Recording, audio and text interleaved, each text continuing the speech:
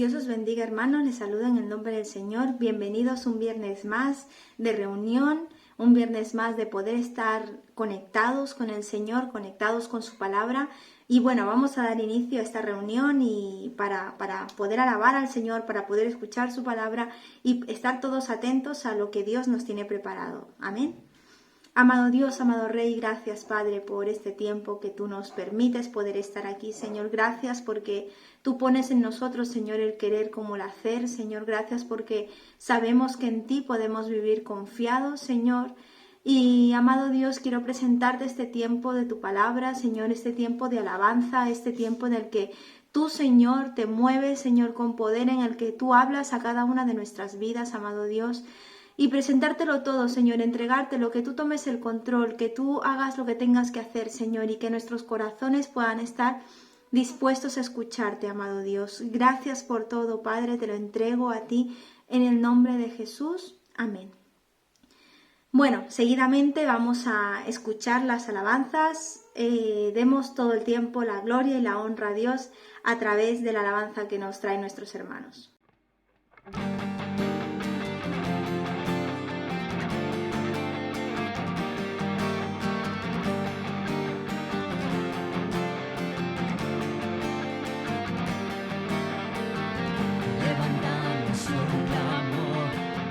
Sanidad y redención, muéstranos lo que tú ves, los secretos de tu corazón. Un pueblo unido pide hoy tu libertad y salvación. Ármanos con tu valor, lo que deseamos es revolución. Que el cielo se parta en dos, inunda en el desierto, broten ríos, vida sopla hoy. Hosana al Rey de salvación, hosana al Dios altísimo, hosana, Jesucristo, Jesucristo el Rey, hosana al Rey de salvación, hosana al Dios altísimo, hosana, Jesucristo, Jesucristo el Rey.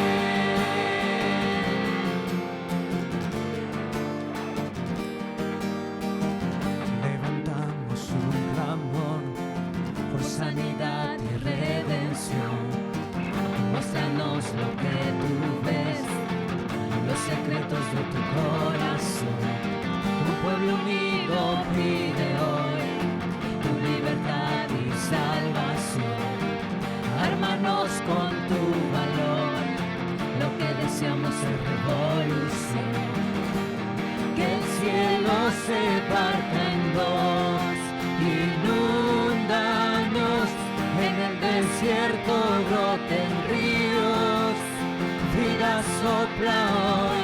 Hosana al Rey de salvación, hosana al Dios altísimo, hosana, Jesucristo, Jesucristo el Rey, hosana al Rey de salvación, hosana al Dios altísimo, hosana, Jesucristo, Jesucristo el Rey.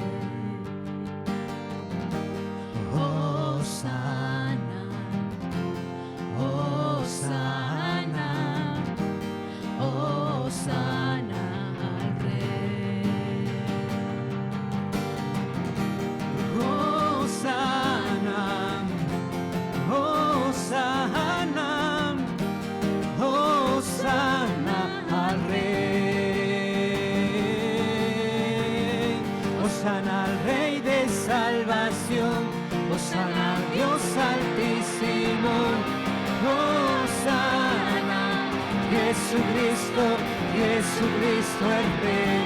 Hosana al Rey de salvación, Hosana al Dios altísimo. Hosana, Jesucristo, Jesucristo el Rey.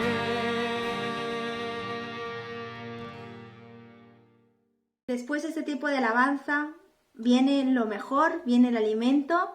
Para ello invitamos a nuestro hermano pastor Andrés, que nos va a traer la palabra en esta tarde. Hola, muy buenas tardes. Un abrazo para todos, saludos en el nombre del Señor Jesús.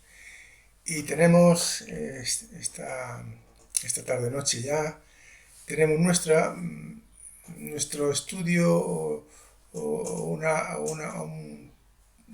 no llega a estudio, yo diría una disertación un poquito suave de la palabra de Dios.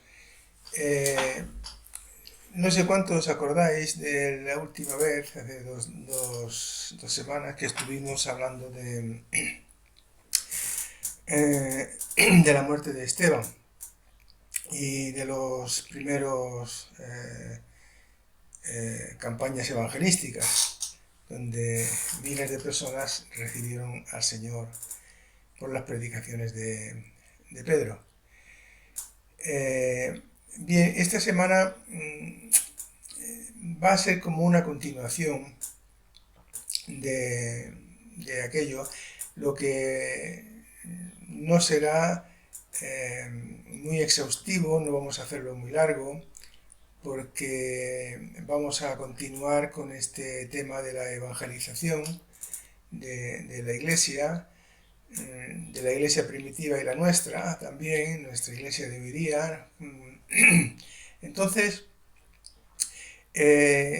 no sé si llamarle hoy como una introducción o algo, pero vamos a ser cortos, espero.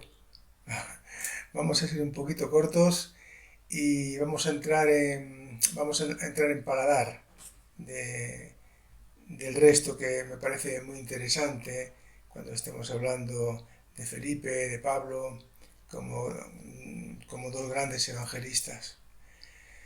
Bien, pues como digo, un abrazo muy fuerte para todos y muchos saludos, hermanos, hermanas, desde el más joven hasta el mayor. Que Dios os bendiga abundantemente, porque creo que necesitamos la bendición de Dios para seguir adelante firmes en la fe y firmes en el Evangelio, firmes en la obra a la cual Dios nos ha llamado. Y para eso tenemos que estar muy seguros a qué nos ha llamado el Señor, a qué parte de su viña nos ha llamado el Señor, porque no sea que estemos equivocados y estemos trabajando en una parte de la viña en la que Él no nos ha llamado o no nos ha puesto. Bien, pues el libro de los Hechos de los Apóstoles, hermanos, es un manantial de vida.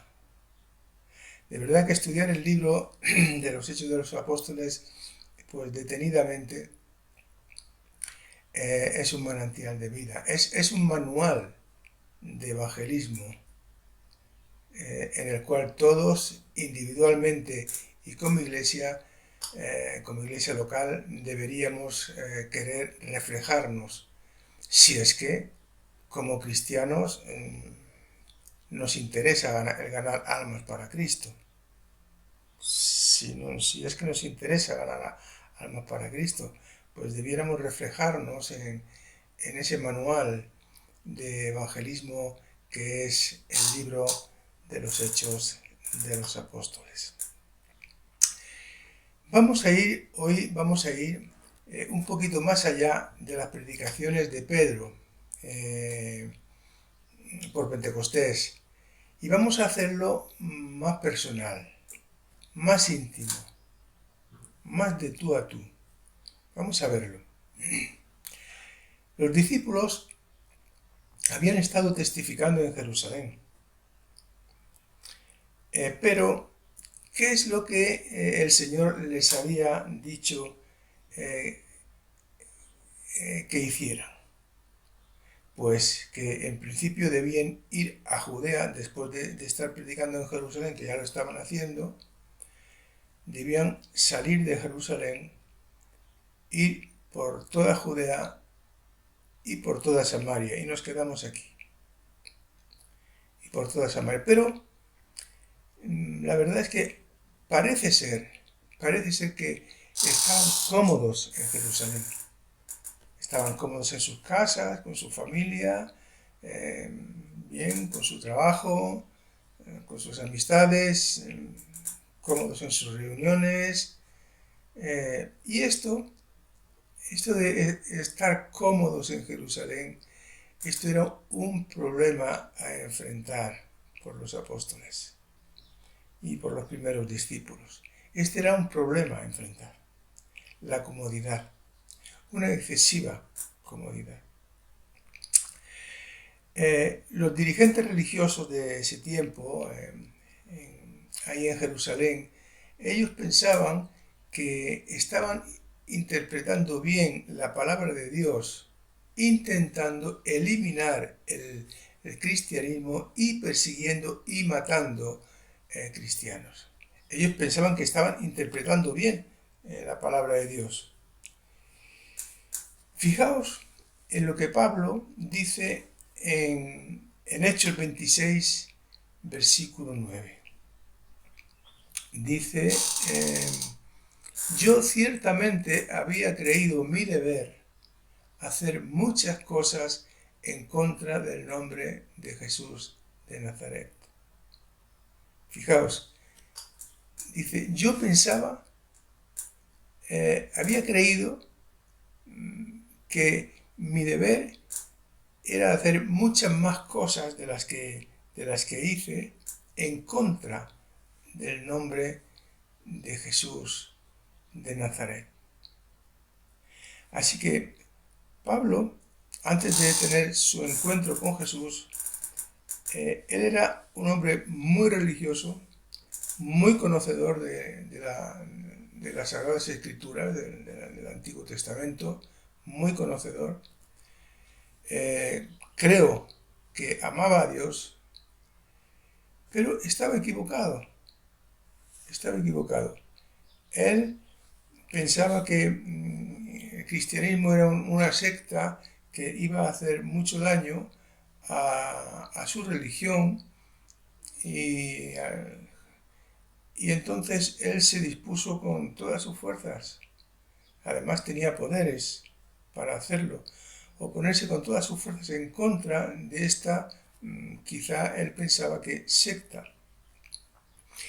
Y entonces él pidió poderes, era un hombre, por lo que vemos a lo largo de su historia en los Hechos de los Apóstoles, un hombre muy activo, y él pidió cartas y pidió poderes para perseguir impunemente a los cristianos, para encarcelarlos, mandarlos a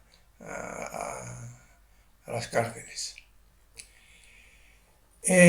Así que por eso él creía que aún debía haber hecho muchas más cosas en contra del nombre de Jesús de Nazaret. Él pensaba que se tenía que haber esforzado mucho más en su persecución, mucho más en entregar cristianos a los jueces.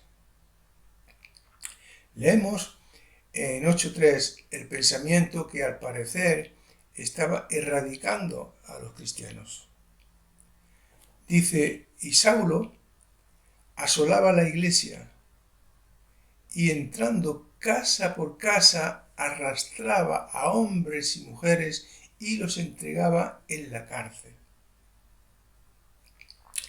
Parece ser que ahí fue el comienzo de erradicar el cristianismo. Pero lo que tanto Saulo como otros no se estaban dando cuenta de una cosa muy importante, y es que la verdad es que la realidad es que estaban diseminando el cristianismo, estaban sembrando el cristianismo.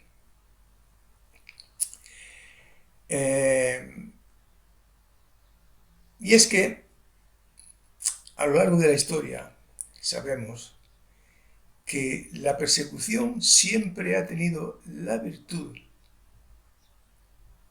de esparcir el cristianismo como el viento puede esparcir en el campo el fuego. Esto se ha vivido a través de la historia de la Iglesia. Y si podéis entrar un poquito en esa historia, es súper interesante. La historia del cristianismo, de la Iglesia, desde sus comienzos hasta nuestros días, es súper interesante. Nos hace conocer muchísimas cosas que no conocemos y nos damos cuenta que siempre que ha habido persecución, lo que ha hecho es avivar más el fuego del Evangelio después de las persecuciones. Así que esto ya se ha vivido, como digo, a través de toda la historia de la Iglesia. ¿Cómo era la Iglesia primitiva en casos de persecución? ¿Cómo era en aquel tiempo? En tiempos de los primeros discípulos, de los apóstoles y de los primeros discípulos. ¿Cómo era esa iglesia primitiva cuando se la perseguía? Pues, ¿qué haríamos nosotros? Si de pronto viene una persecución policial, casa por casa, de los cristianos, llevándonos a todos a la cárcel. ¿Qué es lo que haríamos? Vamos a ver qué es lo que hicieron los primeros cristianos que fueron perseguidos. Pues claro que sí, muchos de ellos, los que no habían podido meter en la cárcel, muchos se fueron de Jerusalén. Por esa persecución fueron esparcidos. Pero, ¿qué es lo que hacían mientras huían de la persecución en Jerusalén? ¿Qué es lo que estaban haciendo? Pues dice, en los Hechos 8:4, dice, pero los que fueron esparcidos iban bien calladitos por todas partes.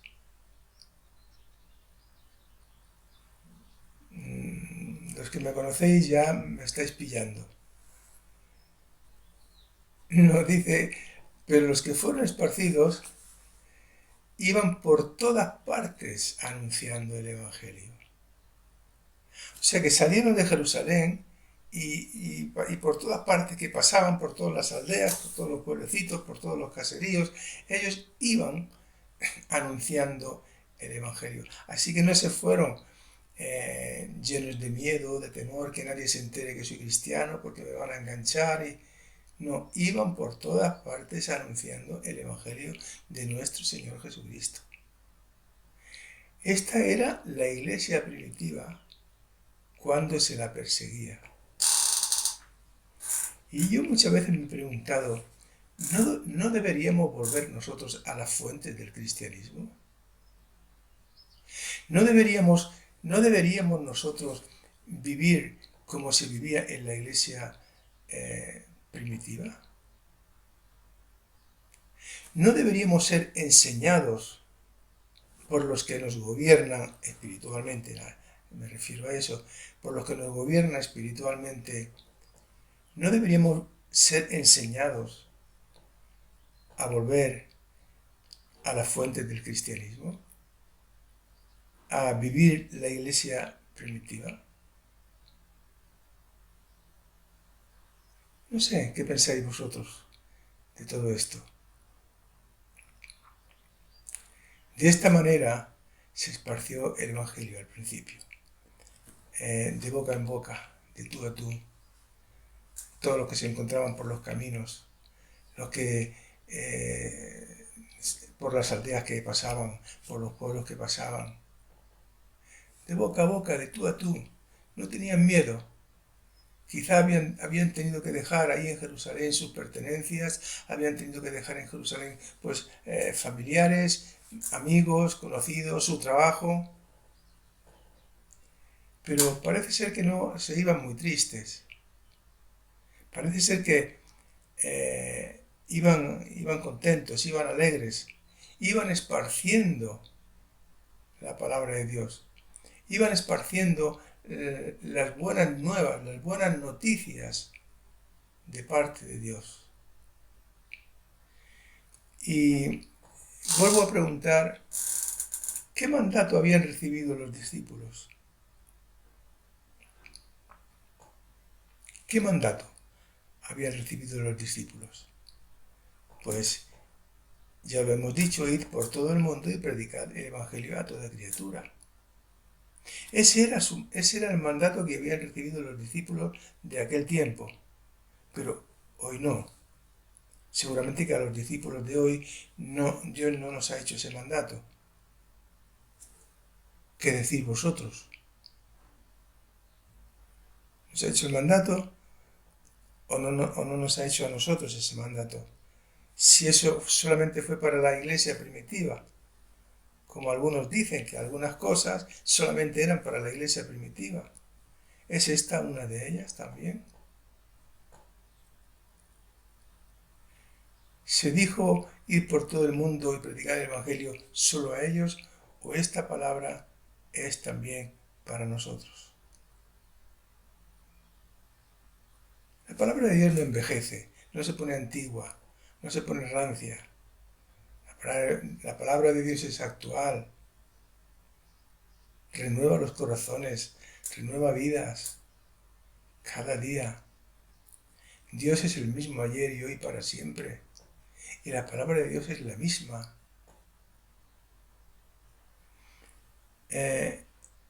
¿A cuántas personas creéis vosotros que había preparado Jesús para esta tarea? ¿Cientos de personas? ¿A 500 discípulos que lo vieron después de resucitado, lo vieron todos juntos? ¿A 500? ¿200 personas? ¿1000 personas? ¿A cuántas personas había preparado Jesús para esta tarea? Pues en aquel tiempo nada más que a 12. Y encima uno de ellos lo abandonó. Es como si dijéramos, y encima Dios nos está llamando a ti y a mí a su servicio a través de la iglesia, a través de las personas. Pero en el servicio que Dios nos ha dado, abandonamos. Decimos, ya me he cansado, ya estoy harto de hacer siempre lo mismo. A ver si Dios me da un puesto un poco más relevante y más descansado. Y abandonas. Pues solo preparó a 12. Y uno de ellos, como muchos hoy día, lo abandonó. Más bien, ahí estaban los que quedaban de los 12. ¿Pero cómo estaban? Pues parece ser que estaban sentados cómodamente en Jerusalén.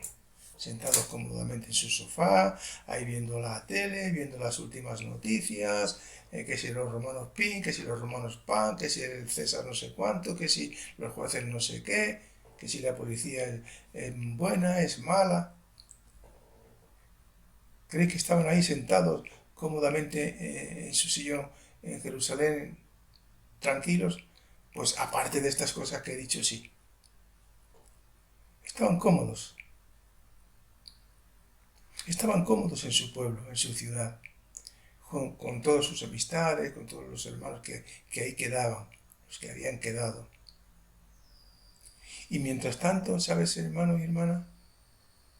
Mientras tanto, el mundo necesitaba el Evangelio. Y hoy, ¿tú crees que el mundo necesita el Evangelio? ¿Qué piensas? ¿Tú crees que hoy estamos viviendo bastante cómodos? Ahora sí tenemos sofás y ahora sí tenemos una tele o no sé qué, los otros medios, como los dichosos móviles, a los cuales estamos, creo que dije una vez que adorando los móviles, porque era lo principal en nuestra vida. Y nos enteramos de todo, que si el gobierno PIN, que si el gobierno PAN, que si el artista de cine no sé qué, que si el torero no sé cuánto. Pero sabes, mientras estamos así cómodamente, el mundo está necesitado de la salvación. Está necesitado de que se le hable la palabra de Dios.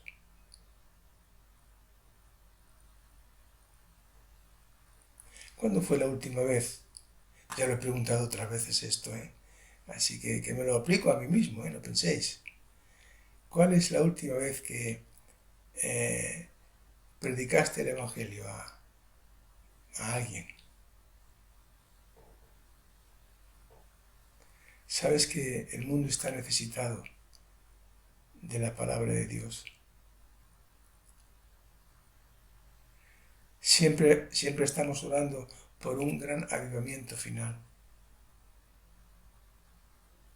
Siempre estamos orando por esto. En casa estábamos orando, Señor, un avivamiento final, que tu iglesia se renueva, que tu iglesia empiece a haber fuego en los corazones de cada hermano, de cada hermana, empiece una renovación completa de todo nuestro ser, mente, alma,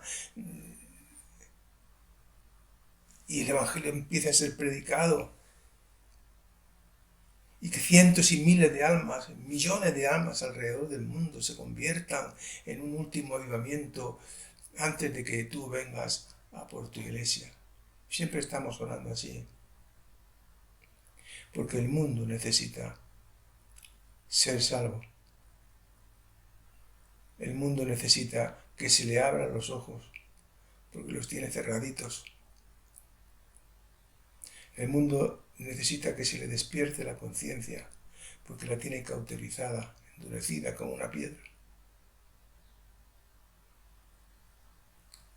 Así que la persecución de Saulo, como la confusión de las lenguas en la Torre de Babel, esparció a los creyentes por todo el mundo. No fue la cobardía lo que los hizo huir de Jerusalén. No fue la cobardía, porque los encontramos que por todas partes que pasaban, los encontramos predicando el mismo mensaje, el Evangelio de nuestro Señor Jesucristo. Así que si ellos hubieran sido cobardes o hubieran sido muy temerosos, pues si hubieran ido a la calladita de noche sin que nadie los vea, irse lejos donde nadie los conociera y quizá allí podrían empezar. No, salieron de Jerusalén de día o de noche o de madrugada o al atardecer y ellos iban anunciando y predicando el Evangelio por todas partes. Por todas partes. Sería bueno, hermanos, que oráramos. Si nos sentimos tocados por la palabra de Dios, si en algún sentido nos sentimos que no estamos dando la talla, que no estamos obedeciendo para lo cual fuimos escogidos, ¿por qué no tomamos un tiempo para meditar? Os lo digo a vosotros, jóvenes. Siempre se dice que los jóvenes son unos pasotas. Yo no lo creo. Yo no lo creo. Pasotas tanto son los jóvenes como los viejos como yo.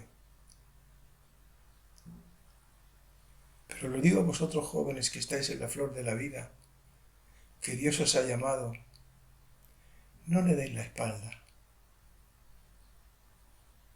No le abandonéis, como hizo aquel apóstol que fue escogido, pero abandonó. Uno de los 12. Medita en tu corazón, joven. Es verdad que hay muchas cosas que llaman la atención en la juventud hoy día en el mundo. Siempre las ha habido, en todos los tiempos, en mis tiempos también. Diferentes, pero también. Aparca estas cosas por un tiempo y medita en para lo que Dios te ha llamado. Un poquito. Y a ver qué resultados te da. Pero a vosotros también, hermanos y hermanas mayores, que no sois tan jóvenes ya no tenéis 17 o 20 años, ya tenéis pues más, no sé, 40 o 50, hacer un parón es muy necesario. Hacer un parón es tan necesario como una renovación en todo nuestro ser. Pero a veces, si no hay parón, no hay renovación. Aunque nosotros pensemos lo contrario. Jóvenes y mayores. Si no hay un parón para meditar, no un parón para hacer el vago, sino un parón para meditar en estas cosas y sobre todo para qué Dios me ha llamado, pues necesitamos ese parón, un descanso en el Señor, no tanto físico, porque cada uno tiene que trabajar o estudiar y todo esto, tanto mujeres como hombres, y recomenzar de nuevo si es necesario, cambiar el chip si es necesario, porque a veces tenemos el chip que no es ni chip ni chap. Cambiar el chip si es necesario y tirar adelante. Las almas, querido hermano, querida hermana, las almas están ahí a la vuelta de la esquina, esperando una palabra de salvación, una palabra de esperanza. Están esperando. Bien, que Dios os bendiga mucho. Por eso dije al principio que no era un estudio propiamente dicho, que iba a ser más bien pues otra cosa. No es un estudio propiamente dicho, pero creo de parte del Señor que para nuestra vida como creyentes y miembros de una iglesia local, tanto los jovencitos como los mayores, tanto los que apenas tienen una responsabilidad como los que tienen mucha responsabilidad, necesitamos estas cosas. Pues otra vez, que Dios os bendiga un montón, un fuerte abrazo para todos, os quiero, os amo y bueno, hasta muy pronto, pero vamos a orar primero. Vamos a despedirnos en oración. Padre, te damos gracias, Señor, porque tú eres bueno. La verdad es que no merecemos tener un Dios como tú, un Dios tan grande, tan maravilloso, un Dios que los cielos de los cielos no lo pueden contener. Nada es más grande que tú, Dios, nada es más grande que tú. Ni todo el universo, ni todos los cielos de los cielos son más grandes que tú, porque ellos no te pueden contener. Es tremendo, eres un Dios, pues, verdadero, un Dios poderoso, un Dios que nos quiere un montón, un Dios que se ha preocupado ya desde la eternidad, un Dios que se ha preocupado por cada uno de nosotros. Por mí te has preocupado mucho, Señor, por mis hermanos también, en todo momento, en toda dificultad, en toda alegría, en todo llanto, en toda risa. Tú te has preocupado, porque nos amas, nos quieres. Tú siempre quieres abrazarnos, quieres... Señor, muchas gracias porque tú nos hablas. Gracias porque no nos dejas tranquilos ni en paz, ni nos dejas que nos sentemos cómodamente ahí en nuestra poltrona, sino, Señor, tú quieres que seamos hombres y mujeres, y jóvenes y no tan jóvenes, activos, saber para qué nos has llamado, estar segurísimos para saber para qué nos has llamado, qué lugar nos corresponde en tu viña, Dios, y serte fieles y adelante. Esfuérzanos, Señor, porque necesitamos tu fuerza, necesitamos tu unción, necesitamos tu sabiduría. Muchas gracias por mis hermanos y toda persona que me está viendo. Que tú la bendigas mucho, Señor. Que te acerques a ellos y según su necesidad tú les estés hablando y consolando y sanando sus heridas, tanto físicas como de ánimo, Señor, heridas del alma. Que tú las sanes, Dios. Muchas gracias. Muchas gracias. En el nombre de Jesús. Amén. Amén. Bien, pues de nuevo, un fuerte abrazo. Y hasta muy pronto, si Dios lo permite. Adiós. Damos gracias a Dios por su palabra. Sabemos que Él nos habla, que Él quiere seguir trabajando en nuestras vidas. Y bueno, como ya sabemos, el domingo nos volvemos a ver. A los que nos toca estar en la iglesia y a los que no online, pues también podamos estar conectados. Dios le bendiga, hermanos. Un abrazo grande. Que el Señor os bendiga. Adiós.